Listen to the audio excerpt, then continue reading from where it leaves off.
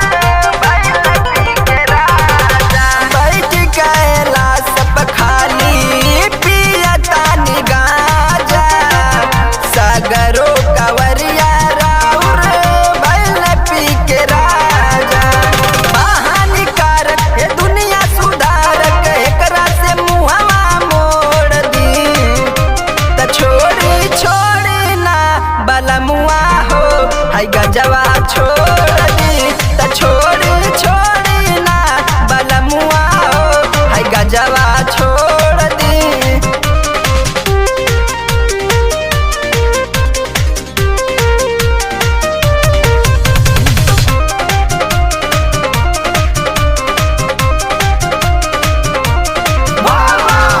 साफ गुजर बिच्छू औरी भूतवे से प्यार बा, रहुआ चक्कर में भाईल जिंदगी बेकार बा।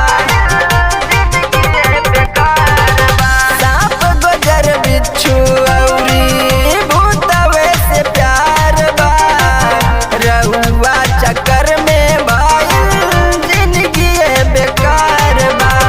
अंकित पदनवा छोटका लइकवा के न सपनवा तोड़ दी त छोड़ी ना बलमुआ हो, है गजवा छोड़ दी त छोड़ी ना बलमुआ हो, है गजवा